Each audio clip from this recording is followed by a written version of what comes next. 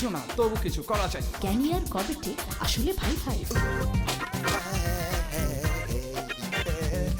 শীতের সবজি ভালো, শরতে কাশবন, বৃষ্টিটা ভেজা বাড়ি, বসন্তে উড়ুমন, গরমে সরম লাগে, গলাটা হাঁসফাঁস। নিয়মে নামতে হবে।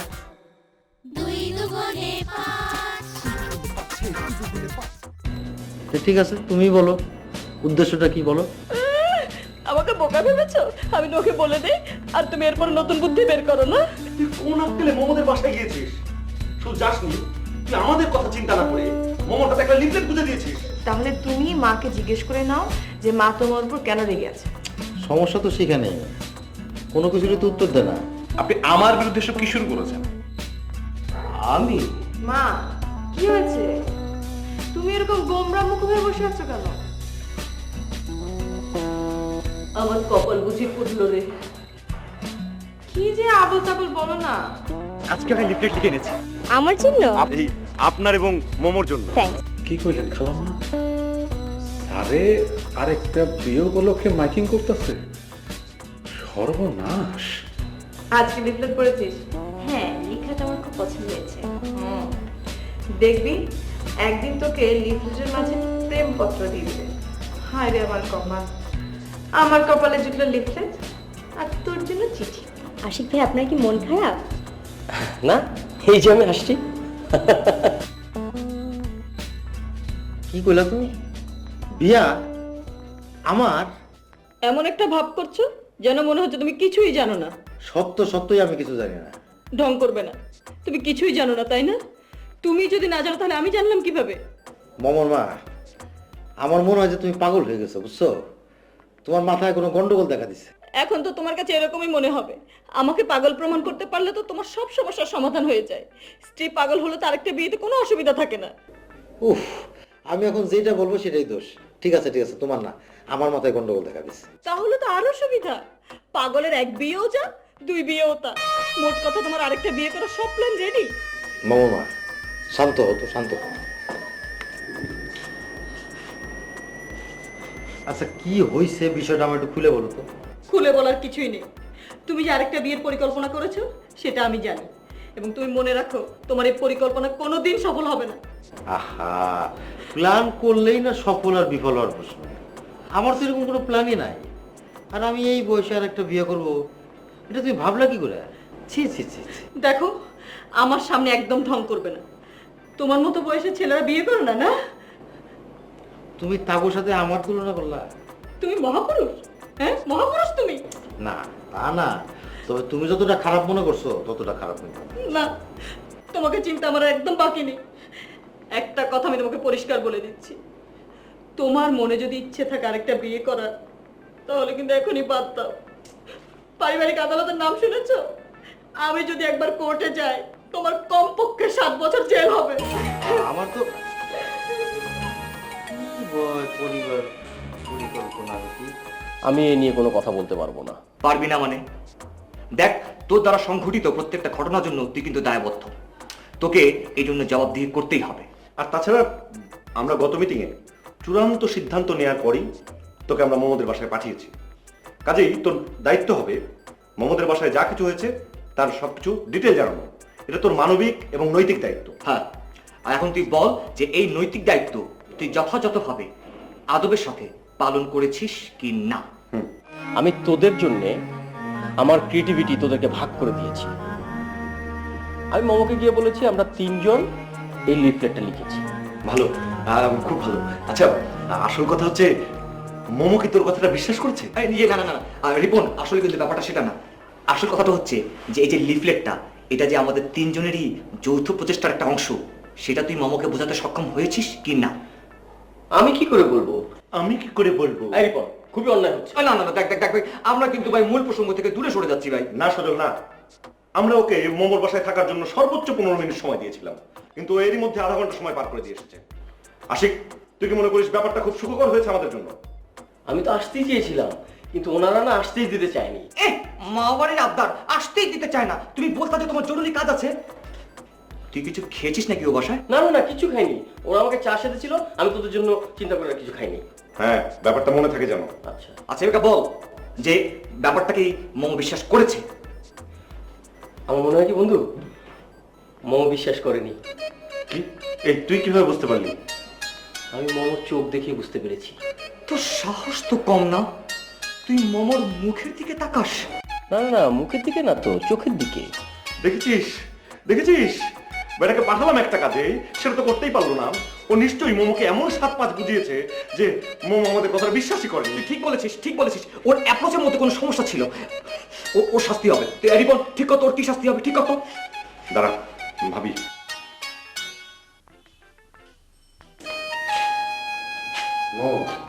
কি বাবা?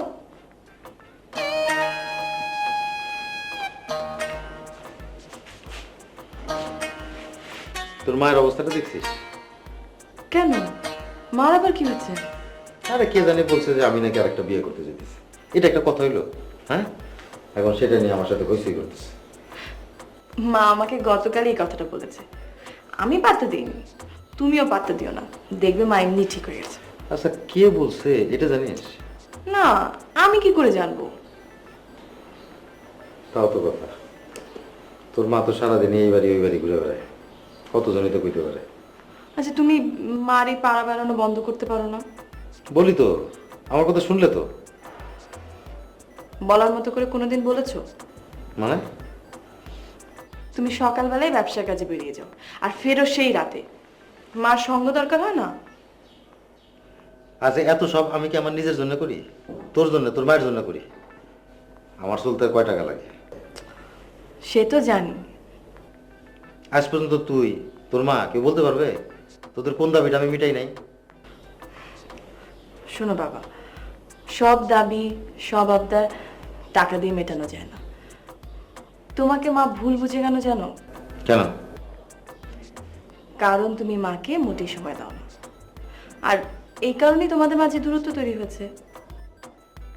তুমি এক কাজ করো, তুমি সময় করে মাকে কোথাও নিয়ে ঘুরে আসো, দেখবে সব ঠিক হয়েছে। এখনই যাবো? এখনই যেতে হবে না, তুমি সময় করে কালকে অথবা পরশু নিয়ে যেও। আর তুমি এখন নিয়ে যেতে চেলেও মা তোমার সাথে যাবে না। কেন? মা রাগ করে আছে না, রাগটা পড়ুক। ঠিক আছে।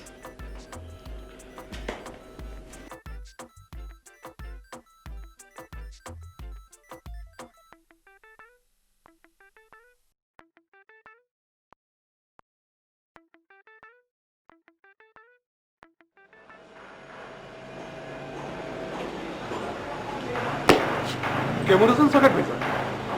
ভালো। শোনো, সালাম অতি সুমিষ্ট জিনিস, দিতে হয় আদরের সাথে, যেমন তুমি দাও না। কি করুন ভাইজান, চিফ সিকিউরিটি অফিসার তো একটু ভাব বরং না থাকলে আবার পাবলিকে ইজ্জত করতে চায় না। এইটা অবশ্য খুব দামি কথা কইছো। তা ডিউটি ফলায় কই গেছিলা? কি কন ভাইজান, আমি তো ডিউটিতেই ছিলাম। দেখলেন না আপনি ভেতরে ঢোকা মাত্র কেমন আমি হাজির হয়ে গেলাম। আমার লগে আর কি করো? আমি তো ভিতরে ঢুকে তোমার পাইলাম না। ভাইজান আমি তো ভেতরে ডিউটি করি না, আমি করি রাস্তায় খাড়াইয়া। মানে? মানে এই ধরেন বাড়ির ভেতরে ডিউটি করলে শুধু বাড়িটারে পাহারা দেওয়া যায়, আর রাস্তায় খাড়াইয়া ডিউটি করলে পুরো মহল্লা সহ অন্যান্য সিকিউরিটিও রক্ষা হয় আর কি। ভালো কথা কইছো তো। আসলে মকবুল স্যারে আমারে বেতন দেয় ঠিকই, কিন্তু মহল্লার প্রতি একটা দায়িত্ব বোধ আছে না। এইটা খুব ভালো কথা কইছি, দামি কথা কইছি, একদম আমার মনের কথাটা কইছি। এইবার বলো, আমি যে তোমার একটা দায়িত্ব দিছিলাম এটা কি করলা? কোনটা জানি? ওই যে তোমার স্যারের দাওয়াত খাওয়ানোর বিষয়টা, এর মধ্যে কোনো রহস্য আছে কি নাকি? ও হ্যাঁ হ্যাঁ, বিষয়টা যে একেবারে কিছু উদ্ধার করতে পারেনি আসলে তা না, কিন্তু ভাবতেছি যে আপনার বিষয়টা জানানো ঠিক হবে কিনা, পারিবারিক গোপনীয়তার বিষয় তো। আরে মিয়া, আমি তো পরিবারেরই একজন, মানে পরিবারের একজন মনে করে আমার বলতে পারো। বলবো? বলো। আচ্ছা তাহলে বইলেই ফেলে, খালু জানার একটা বিয়ে করতে যেতেছে, সেই উপলক্ষে গণ আয়োজন। ও কি এই বয়সে বিয়া? হ্যাঁ ভাইজান, বড় লোকের ব্যাপার স্যাপার তো, আমি তো এই পর্যন্ত একটা বিয়ে করতে পারি না। ও, আমিও বিয়া করতে পারি নাই, পাত্রী রাজি হয় না। কোন কি ভাইজান, আসেন হাত মিলাই।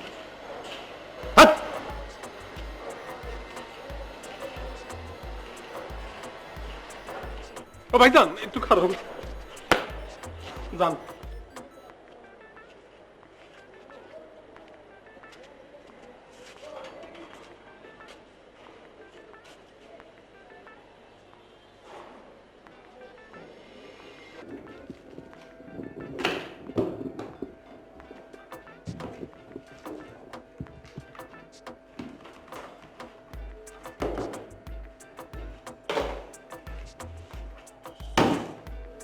স্যার এরকম করছেন কেন স্যার? কোনো খারাপ খবর আছে স্যার?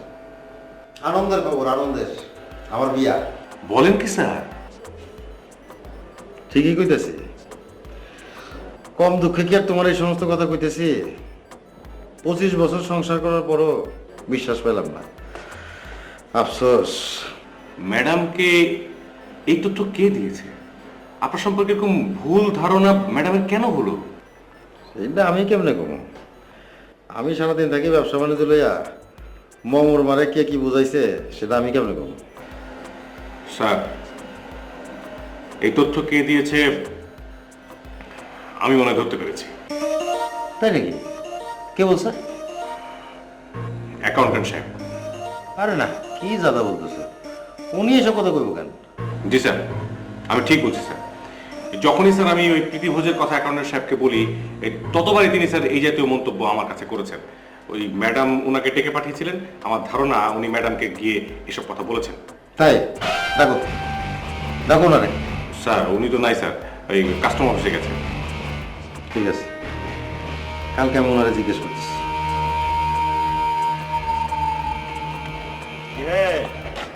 মাইকিং করে ফেললে নাকি? জি সাকেট ভাই। সালাম দিলাম। আসসালামু আলাইকুম। ওয়ালাইকুম সালাম। ওয়ালাইকুম। ওই আজকে ওই 18 থেকে 22 এই গলিগুলোতে মাইকিং করেছি। ভালো ভালো। আচ্ছা, তোমরা যে মাইকিং করতেছো, ক্যাম্প করতেছো, এটা কি জানো? জানবো না কেন? ওই মকবুল সাহেব দেশ ও জাতির মঙ্গল কামনায় এই প্রীতিভোজের আয়োজন করেছেন, সেই জন্য। তোমরা আসলে এখনো পোলাপান রয়েছে, যে যা কইলো তাই বিশ্বাস করে ফেলাইবে। আরে মিয়া, পরে কিছু একটা হয়ে গেলে রিস্ক নিতে পারবা? এরকম কিছু হওয়ার সম্ভাবনা আছে নাকি? না, আছে আবার নাইও। তোমার করে আসলে ঘটনাটা বলবো কিনা সেটাই ভাবতেছি।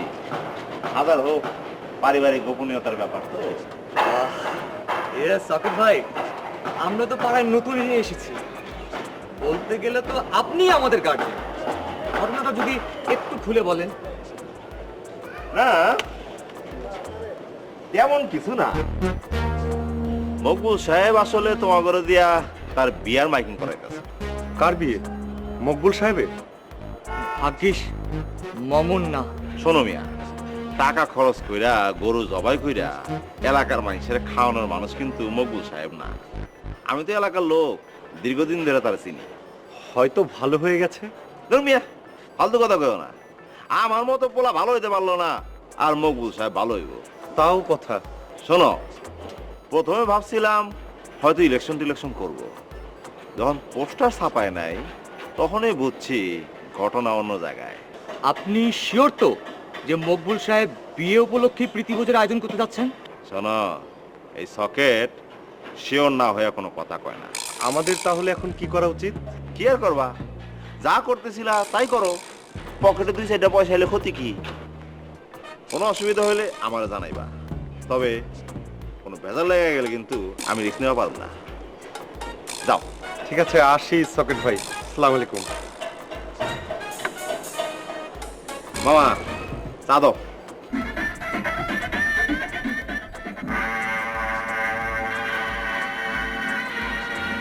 কুতুব ভাই, তোমার ডিউটি নেই?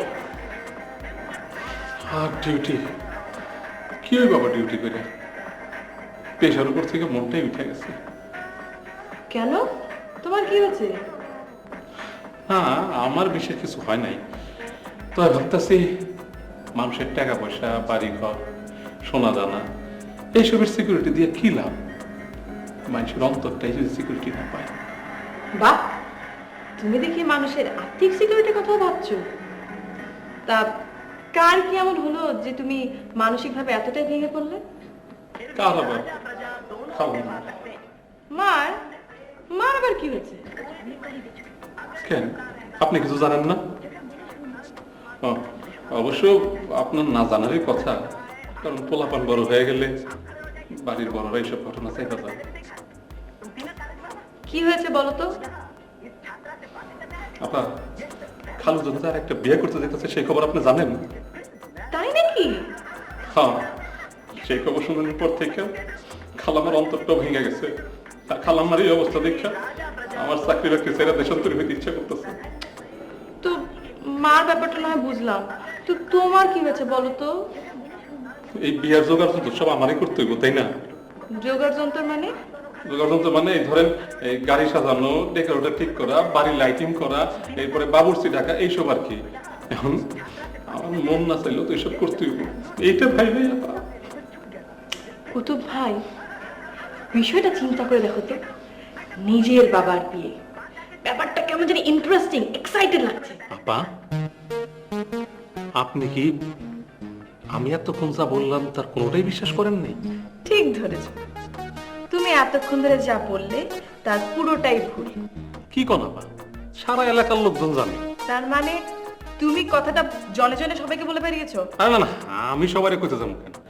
আমি কেবল দুই একজনকে বলছি। আর সেই দু একজন কথাটা পুরো পাড়া রাষ্ট্র করেছে, ঠিক না? এই সব কথা কি আর চাপা থাকে আপা? শোনো কুতুব ভাই, এই পুরো ঘটনাই ভুয়া। তোমাকে যেন এই বিষয়ে আর কোনোদিন কথা বলতে না শুনি, ঠিক আছে? মনে থাকবে? জি, মনে রাখার চেষ্টা করব। এখন ডিউটিতে যাও।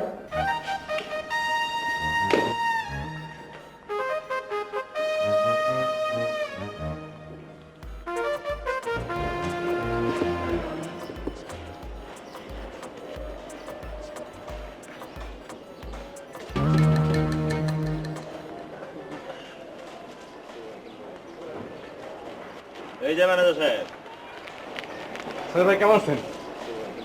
ভালো আছি। সালাম দিলেন না যে? ও সরি। ওয়ালাইকুম সালাম। আসি আর কি রিস্কের উপর, এত তারা ঘোরা করে কই যান? কোথায় আমার স্যারের বাসায়? কেন? আপনার স্যারে কি আজকাল বাসায় অফিস নিচ্ছে নাকি? না না, ওই একটু ম্যাডামের কাছে যাচ্ছি। ম্যাডামের কাছে? তাইলে তো ঘটনা পেস খেয়ে গেছে। আরে মেয়ে বসেন বসেন।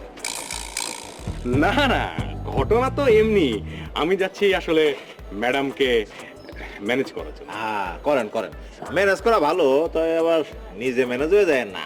না না সকেট ভাই, সুলেমানকে আপনি চিনেন না, সুলেমানকে ম্যানেজ করা অত সোজা না। কাজকর্ম তাইলে ভালোই চলতেছে। কাজকর্ম মনে করেন ধরেন যে একটা সিস্টেমের মধ্যে চলছে আর কি। আচ্ছা, কোন রকম গাবলো হইব না তো? না না, ঘাপলা হওয়ার মিনিমাম কোনো চান্স নেই। তাছাড়া আফটার অল আমি তো ম্যানেজার, ম্যানেজ করাই হচ্ছে আমার দায়িত্ব। যাজ্ঞা, যদি কোন রকম গাপলা হয় আমার কিন্তু জানাই। আফটার অল মহল্লার কাম, নিজেকেও কাম, প্রয়োজনে রাস্তায় ঝালাই করো। চিন্তা করেন না, দোয়া করেন। মানে ম্যাডাম জরুরি ডেকেছেন, যাই তাহলে। আরে তুমি রাখেন, এক কাপ চা খাইয়া যাবেন তো? মামা, এক কাপ চা দাও, 5টা গ্লাস করে চিনি বেশি দিয়া। তারপর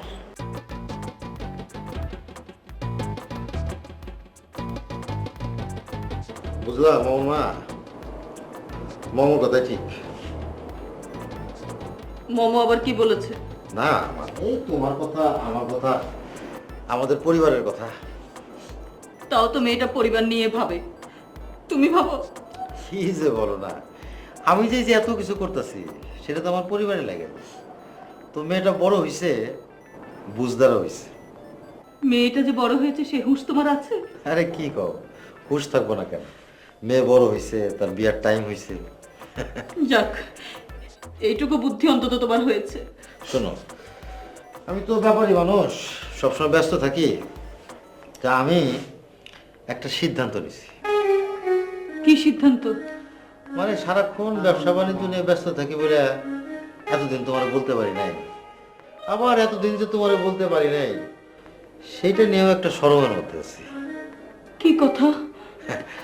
মানে তোমাকে আগে বলতে হবে, তুমি কিন্তু না করতে পারো না। তুমি আগে বলো, তারপর। মানে আমি চিন্তা করে দেখলাম যে তুমি আর আমি একটু ঘুরতে যাব। আর কেউ না, শুধু তুমি আর আমি, এই একটু হাওয়া বাতাস খেলাম, এই আর কি।